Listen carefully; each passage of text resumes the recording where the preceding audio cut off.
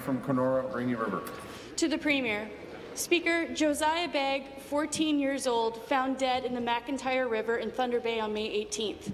Tammy Keeash, 17 years old, found dead in the McIntyre River less than 2 weeks earlier.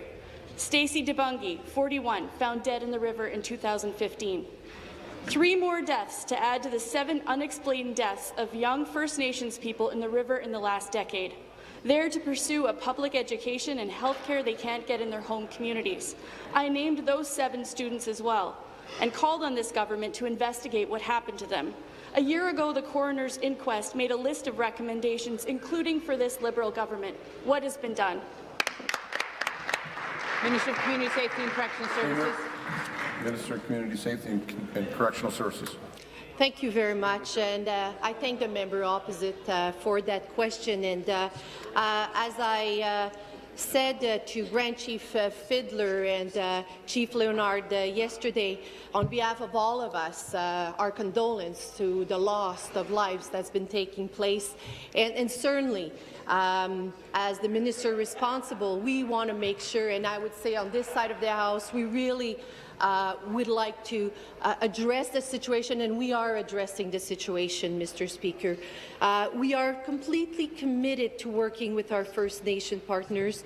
We value the positive relationship we have with Indigenous community across our province, and at this point, the member fully knows that there's a component that, because of the ongoing reviews that are taking place, I am unable to answer some details, but I have full confidence, as we know, on the OCPC, the Ontario Civilian Police Commission, and the OC, the Office of the Independent Police Review Director, that will conduct a thorough and a fair review.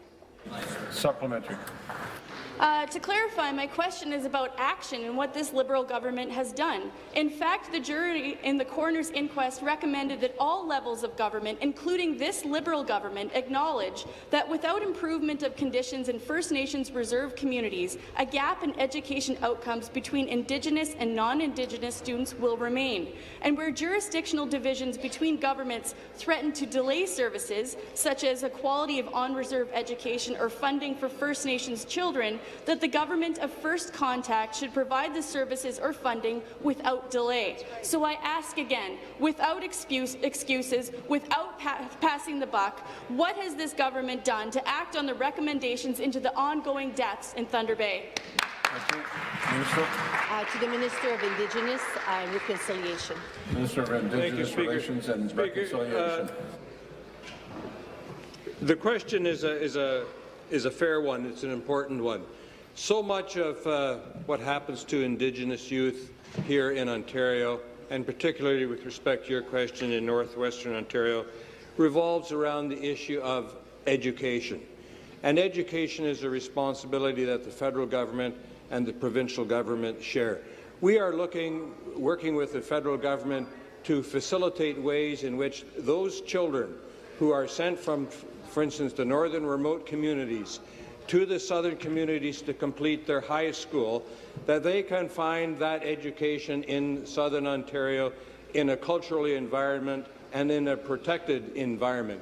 Many of the youths that come from northern Ontario to the remotes, they're 13 or 14, they find themselves in very difficult circumstances in Thunder Bay and the larger cities. We are working to provide a situation in Thunder Bay where they can achieve their education.